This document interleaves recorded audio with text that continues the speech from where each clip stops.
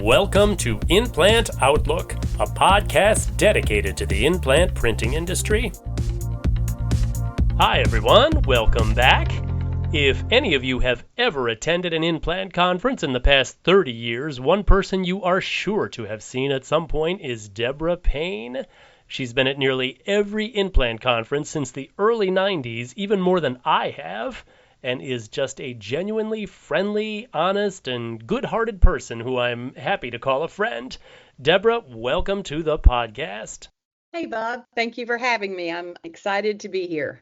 We've known each other a long time, since 1996, the National Government Printing Association Conference in Mobile, Alabama. Yes, that was my first implant conference. Yeah, so a long time.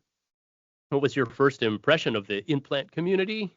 So I got involved with NGPA through our friend Jerry Wilson at State of Alabama. Yeah. And so I think the first event I went to was the opening reception, which I believe was sponsored by Kodak. But it was a great impression. Everybody was so nice and welcoming, and it was good to meet all of the state printers from around the U.S. What was your first impression of me? I was kind of new as well at the time. Yeah, you were new. And so I don't know if you remember, but my only event that I could go to, that I was approved to go to, was the opening reception. So I missed all of the other events that year. My favorite memory of you is NGPA in Carson City. That was a fun one. That was a fun one. And that's really when I got to know you best. So yeah. I was enamored by you and what you did for the implant community. So I knew we would be friends. And we have been for a long time. My first implant conference was ACUP 1995, and I was very intimidated by implant managers, which in retrospect seems kind of silly, but I showed up in a suit and a tie to ACUP with a notebook, and I was very serious about covering every session. Felt like a kid among adults, and I really wanted to prove myself worthy. So how did you approach implants yourself early on? For me, it was just trying to develop relationships. And kind of like you, I guess, at the beginning, when you're dealing with directors and you're new into the implant industry, it can be a little daunting when you think about the power they carry. But I will tell you, well, as you probably know, most of the implant directors I consider close friends of mine. And so for me, it was always about developing the relationship. So once I started that, it became a lot different for me. Yeah. Well, I know you had a lot of changes in who you worked for back then. I mean, you started with Kodak and then Danka bought Kodak Sales, so you were with Danka, and then Heidelberg bought Kodak Manufacturing. You were with them, and then Kodak brought it all back again. So what were those years like for you? So I'll just delve into how I even got here. So I started working for Kodak just as an administrative assistant and in the Birmingham district office. And I handled all of the sales orders and all of the sales related everything. And I'm from Birmingham, Alabama. And they were going to move all of those administrative functions into Rochester. And at the time I had a small child. Jonathan was only 3. And my boss came to me and she said, and it was at a time when really to be promoted, you needed to go to Rochester. But she was like, I can get you into Rochester, but I cannot ever guarantee you that I'm going to get you out of Rochester, which was a little concerning having a small child, right? So she said, but I have a sales territory open. And I think you'd be good at it. So that's how I got into sales, and specifically the implant, because I was given Montgomery, Alabama, which is pretty much state government for Alabama. So Kodak was a real home to me. And so in 96, Danka bought Kodak Sales, Heidelberg bought Kodak Manufacturing. It was a different environment, but then Heidelberg opened up their own direct sales channel. So Kodak people called me into Heidelberg, and it was just interesting that Kodak bought it all back again. Actually, Next Press bought it all back again, and then it morphed back into Kodak. So a lot of challenges, but thankfully it was the same equipment. I dealt with the same customers, so that's really what kept me going, I guess. Oh, did you have any background in printing at all? Any family in printing? Not a bit. Not one bit. Yeah. So what had happened is I was working with a different company that did executive suites. Those were really big in the 80s, right? So I worked for a company that rented out individual offices to corporate offices that might not have a presence in Birmingham. And we provided the secretarial work and conference rooms and things like that. And Kodak was one of our customers. So that's how I started with Kodak. They hired me away. So who were some of your early implant customers with Kodak? Since my territory was just Montgomery, it was any of the state accounts. So State of Alabama Printing and Publications. I had Correctional Industries. I had the Circuit Clerk of Courts in Montgomery. And I think I did have some commercial shops. That was when I was not just dedicated to implants, but it was just geographic territory. So I had some commercial shops also. Well, with a sales background, you could have moved to another industry. Why did you stay in printing? Well, I tried that once and I did not like it. It was just not the same. Yeah. Yeah. Well, which is the first implant you visited? Was it the State of Alabama? State of Alabama, Printing and Publications. Yeah. They had two locations. I don't know if you knew that, but one was digital and one was offset, and it was a nice operation. Yeah. So now at implant conferences back in the day, you spearheaded some pretty cool Kodak sponsored outings and activities. Can you recall some of those? A lot of our opening receptions that we sponsored were some of my favorites. I remember the photo ops with a hot air balloon was fun. Yeah. Albuquerque.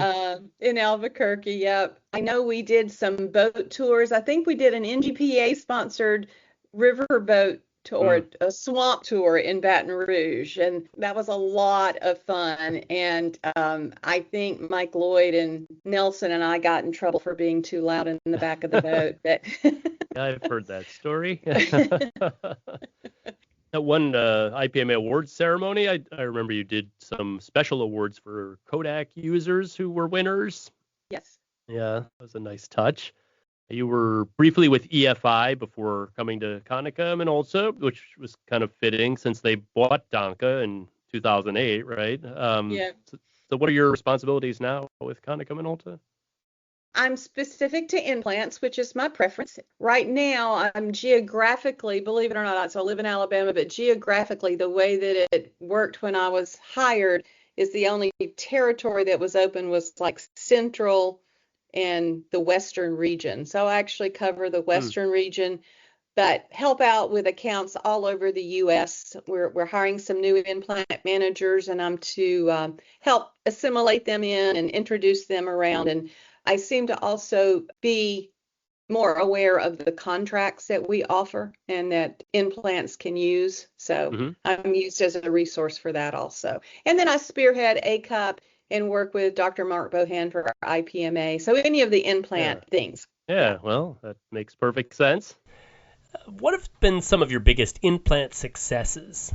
You know, they're all so different. Every implant, while a lot the same, they are also different with not just personnel, but who they serve. So, you know, probably my first largest was State of Alabama. It was 3 Digimasters and a DI at the time. Kodak sold a DI.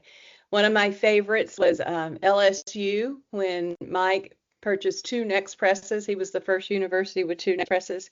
Oklahoma stands out. So does University of Virginia.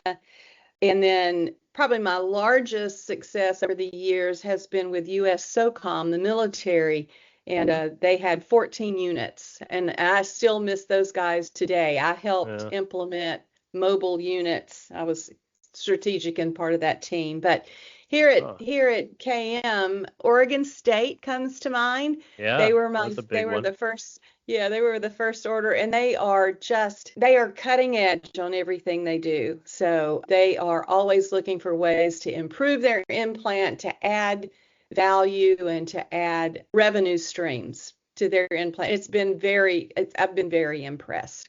But we also have University of Nebraska and Shelter Insurance and University of Tennessee, several other implants. So yeah, well, Konica and Kodak before that also sell to commercial and quick printers. So why did you stick with implants all these years?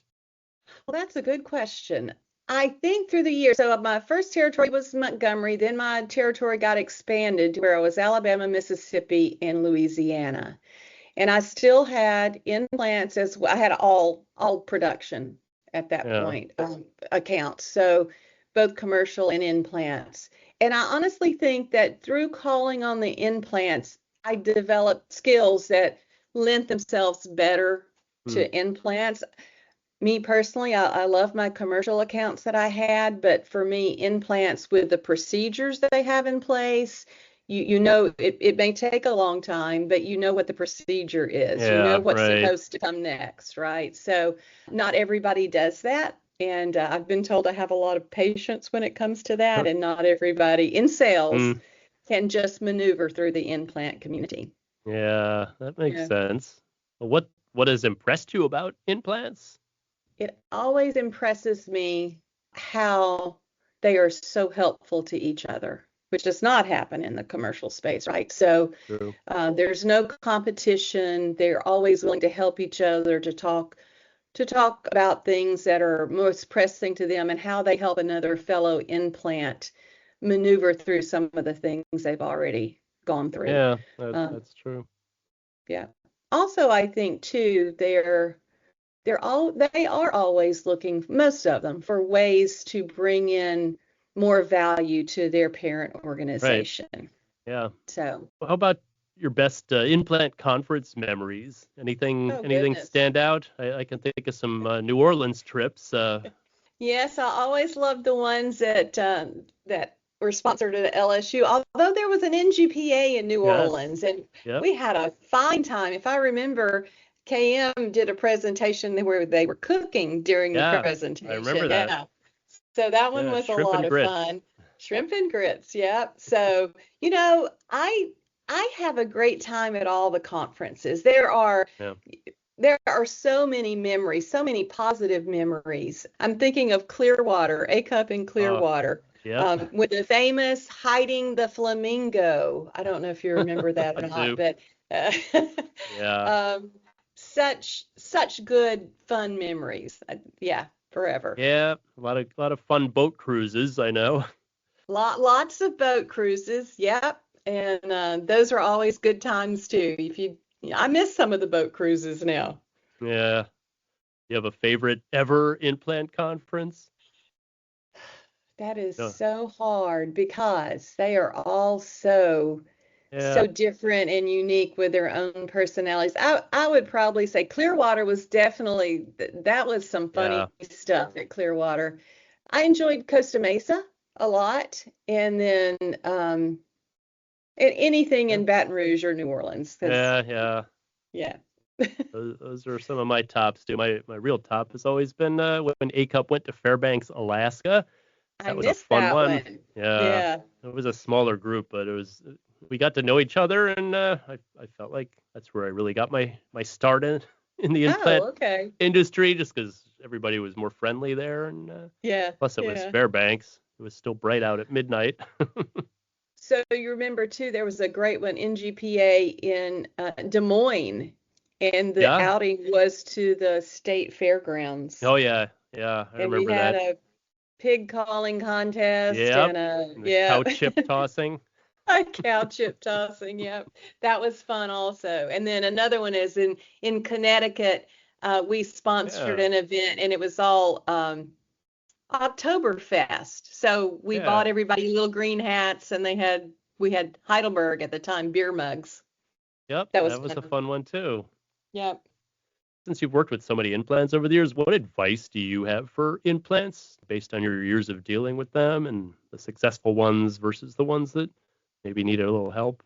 So you and I talk well or keep in contact a good deal through the year. So it's been sad for me to see the implants that have closed. And Oh, yeah. I think for me, the advice would be to don't be afraid to step out of how you've always done it. I know when things start looking a little uneasy, the thing you think you should do, I guess, is to rein in all, circle all the wagons and get as tight as you can. And but I would say take some risks, do some things, look at some other implants that are doing things very risky and making some inroads. So I would say to do that. And I think one thing still that we struggle with is to make sure that we are proving our value to the people above, to the administration. I mean, I realize sometimes that doesn't really weigh in, but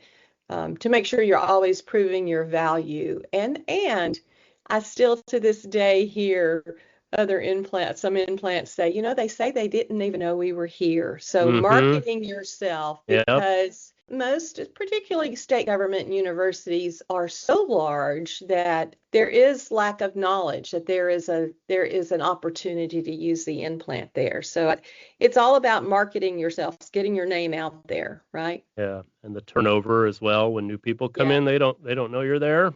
Yeah, and there's some implants who have really great ways of introducing themselves, like to new, going through with new employee orientation, making sure they're part of the implant shows that they might have actually on campus with everybody. So, yeah.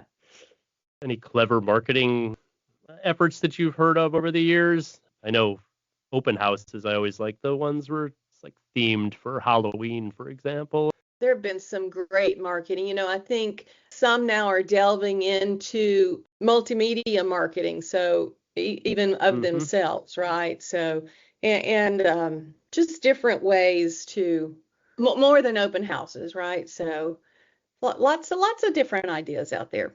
Videos, I've seen that on social media. Some are getting pretty involved, showing off different parts of their shop. Yeah. So what would surprise your implant friends about you?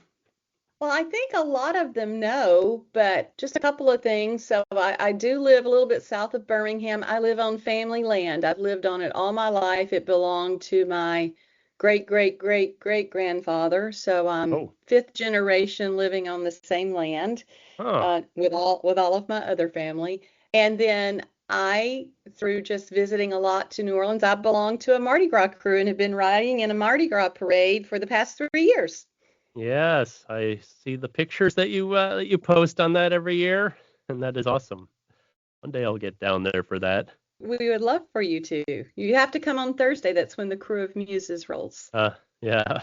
Well, the next implant conference looks like it's going to be ACUP in Dallas in the spring. Possible IPMA roadshows before then. Do you have plans to be at any of those things? Oh, absolutely. We plan to be at all of them because KM does believe in the implant, the power of the implant. So we know we need to be at those conferences and those events to make sure that we are listening to what is needed and how we can help, however that is. Yeah. Plus, you got to see all your friends, right? Plus, I have to see all of my friends. That's a true story. So probably most of my friends, the majority of my friends are implant directors and have been for years. So yeah, I can say the same thing. Got so many friends out there around the country. Yeah. It's always great to see you at these events. We always have a lot of fun. So I guess until the next one, Deb, it's been great chatting with you, and I look forward to seeing you soon. Well, me too. So whatever the first roadshow is or ACUP, we will be there together. Sounds good. Thanks for listening to the Implant Outlook podcast.